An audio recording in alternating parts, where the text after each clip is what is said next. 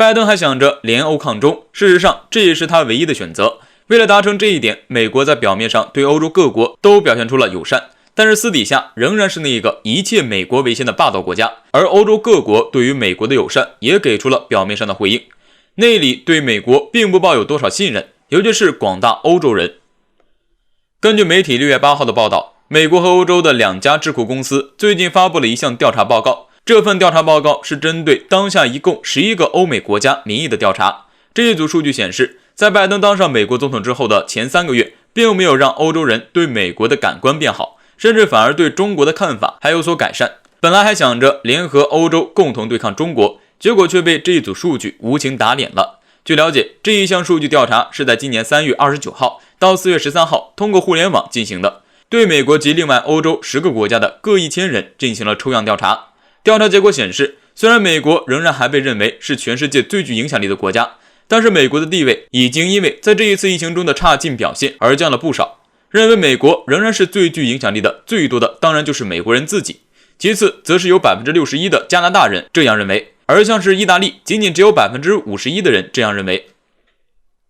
同时，目前已经有超过 20% 的德国人认为中国已经取代美国在世界上最具影响力。法国、荷兰和意大利持这个观点的认输比例更高，尤其是意大利人已经有 32% 的人认为中国才具有最大影响力。因此，在这份数据评论中认为，中国已经稳定住了全球第2大影响力国家的地位，同时这个地位还在不断上升中。同时，由于美国在疫情中表现出的不可信任行为，目前只有 51% 的德国人认为美国可靠，而大部分美国人都对欧盟当作信任的伙伴。且在欧洲国家，特别是那些和中国一起建设一带一路倡议的参与国，对于中国的态度友善得多。这些欧洲人不愿意和美国人一样将中国当作对手，所以如果拜登仍想着联欧抗中，不是那么容易实现的。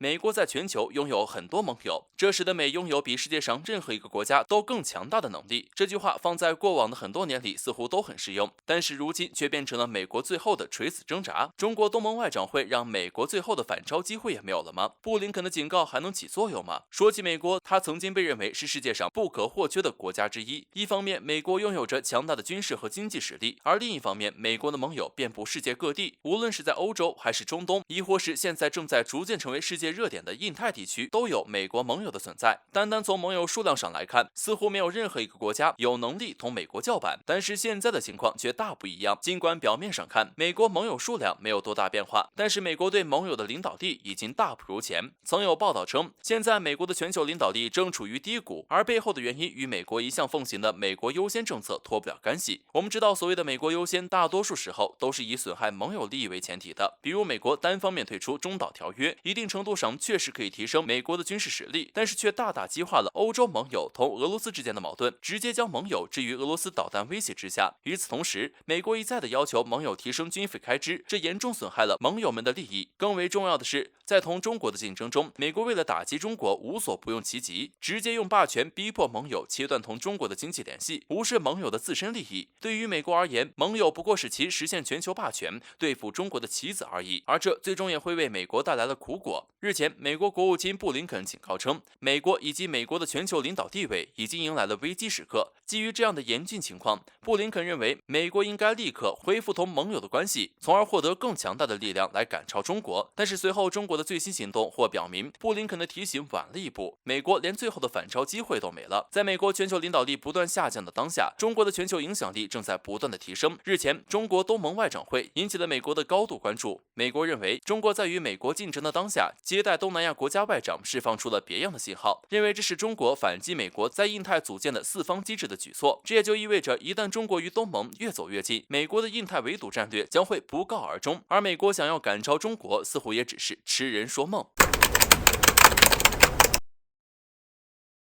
自从中国在国际社会上开始绽放光彩，就让美国开始对中国的发展速度感到恐惧。所以近些年以美国为首的西方国家对中国不断出手，频频干涉中国内政，从涉江到涉港再到涉台，这些国家一步步加大了挑衅策略。特别是美国，不仅把军机军舰在中国周边海域空域巡航变成常态化，还一次次给台岛发出错误信号，阻碍中国和平统一的历史进程。所以最近就不断有国人在看到事情后公开评论中国何时出手反制回去。如今好了，中国终于出手了，而且还是不出手则已，一出手就是大招。就连俄罗斯专家都对此表示，对于中国的反制手段，俄罗斯表示很感兴趣。也有访问的学者专家表示，中国的这一招反制美国，很可能将会起到震慑作用。近日，中华人民共和国反外国制裁法已经经过了2次审议，正在进行第3次审议，而这就是被认为是中国割断西方国家长臂管辖的一把利器。据媒体报道，该法案正是基于西方国家出于政治目的的需求以及意识形态边界，违反国际法和国际关系基本准则的种种手段而设立的。简单的说，就是既然西方国家不遵守国际法，那么就按照中国法案来吧，也就是之前有专家表示的以法治法。那么这一招究竟有什么用处呢？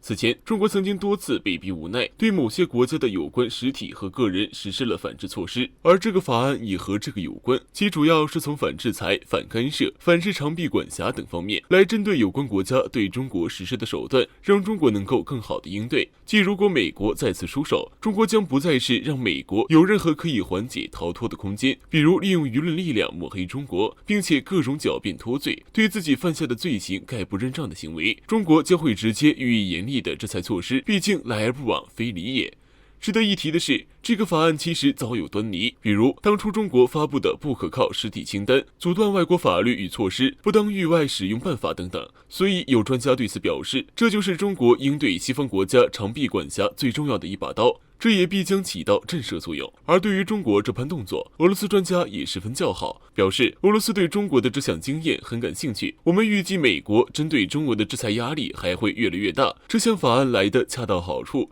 也就是俄罗斯或许会和中国一起交流相关的经验，共同携手反制美国。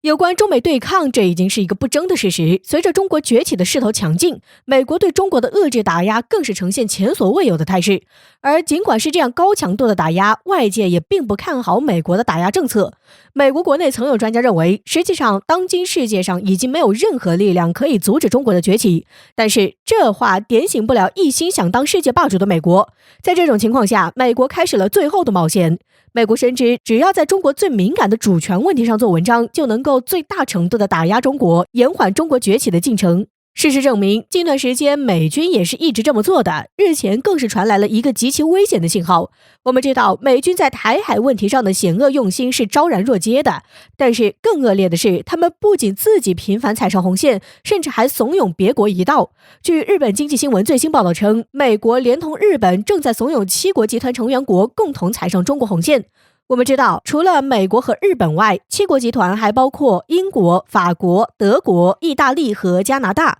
除了英国时常跟随美国挑衅中国外，其他几国在对待中国问题上还是十分谨慎的。但是在美国的怂恿下，不排除他们铤而走险踩上中国红线的可能性。但是可以肯定的是，目前拜登正在寻求盟友共同来对中国下狠手，并且从这一挑衅频次和规模上来看，美国似乎已经等不及在红线问题上挑衅了，并准备在台海问题上憋出一个大招。可以说，面对这样的局面，我们已经不能再简单的归结为挑衅，而是应当认定为是美军切切实实的引战举动。对此，我国发出硬核警告称，如果有人胆敢在中国最敏感的主权问题上做文章，中国人民解放军将会不惜一切代价予以迎头痛击。